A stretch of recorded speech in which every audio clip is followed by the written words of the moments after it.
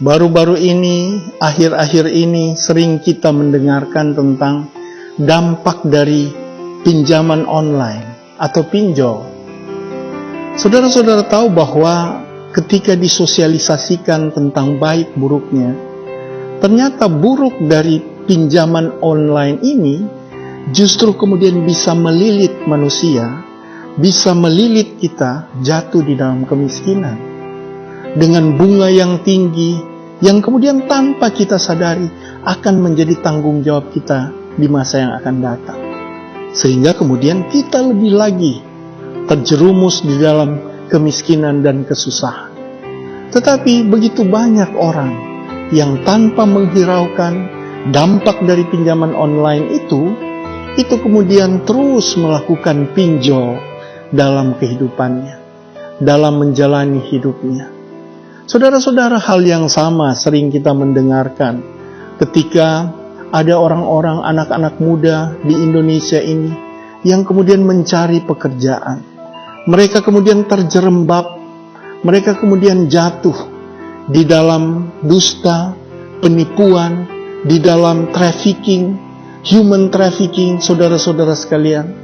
Semuanya itu terjadi adalah dampak dari ketika orang berusaha untuk mendapatkan pekerjaan tanpa menghiraukan dampak negatif dari semua itu. Sehingga saudara-saudara sekalian, kalau kita melihat psikologi warga masyarakat yang kemudian melakukan itu, semuanya itu terjadi karena didasarkan pada kekhawatiran. Semua itu terjadi didasarkan pada kecemasan. Orang-orang cemas dengan begitu banyaknya pemutusan hubungan kerja, PHK.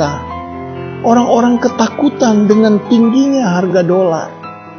Orang-orang kemudian ketakutan akan jatuh miskin, jatuh susah.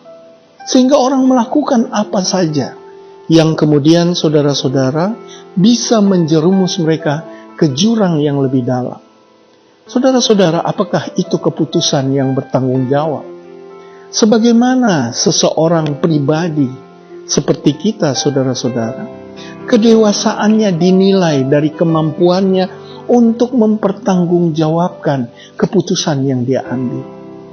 Sehingga saudara-saudara sekalian, ketika seseorang mengambil keputusan untuk melakukan apa saja dan dia tidak mampu mempertanggungjawabkan, maka dia disebut terjatuh. Sehingga dalam mengambil keputusan, saudara-saudara sekalian, janganlah mengambil keputusan didasarkan pada kekhawatiran. Jangan mengambil keputusan didasarkan pada kecemasan dan ketakutan. Karena ketika kita sebagai manusia yang terbatas, kita tidak tahu apa yang akan terjadi besok, lusa, dan selanjutnya. Itulah yang kemudian mendorong manusia memiliki sifat-sifatnya yang terbatas. Takut, cemas, galau, sedih, hawa nafsu, emosi, semuanya itu hadir karena kita terbatas. Kita tidak tahu apa yang akan terjadi besok, lusa, dan selanjutnya. Kita tidak tahu pada masa lalu. Kita tidak tahu apa yang akan terjadi, di saat bersamaan di daerah yang berbeda. Sehingga sifat-sifat manusia kemudian muncul. Sehingga saudara-saudara sekalian, ketika kita mengambil keputusan karena keterbatasan kita, karena ketidakmampuan kita, maka kemudian kita akan jatuh pada pengambilan keputusan yang tidak bisa dipertanggungjawabkan.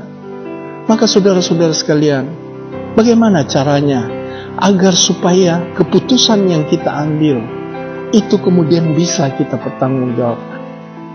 Berusahalah saudara-saudara sekalian memiliki pikiran dan perasaan yang bersih, memiliki pikiran dan perasaan yang segar, pikiran dan perasaan yang dewasa. Terus bagaimana cara agar supaya pikiran dan perasaan kita segar dan dewasa? Saudara tahu bahwa mendewasakan pikiran dan perasaan manusia hanya bisa dilakukan ketika pikiran dan perasaan Tuhan di-feeding pada pikiran dan perasaan manusia. Caranya seperti itu. Caranya seperti apa? Lakukan itu dengan komunikasi. Komunikasi itu disebut doa. Berdoalah kepada Tuhan dengan sungguh-sungguh. Artinya kita membangun hubungan dengan Tuhan. Ketika kita membangun dengan Tuhan, saudara-saudara, membangun hubungan dengan Tuhan, maka pikiran dan perasaan Tuhan akan membanjiri pikiran dan perasaan kita. Itulah yang kemudian membuat pikiran dan perasaan kita menjadi segar. Itulah yang kemudian membuat pikiran dan perasaan kita menjadi dewasa.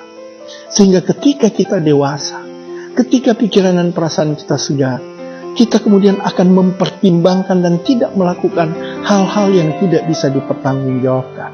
Seperti pinjol, seperti kemudian jatuh dalam human trafficking, jatuh dalam mafia-mafia, penyedia pekerjaan yang kemudian membuat kita tertipu, yang kemudian justru mendera kita dan membawa kita pada jurang kemiskinan.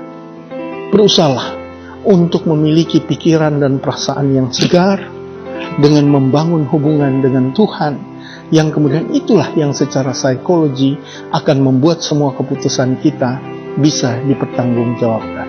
Demikian.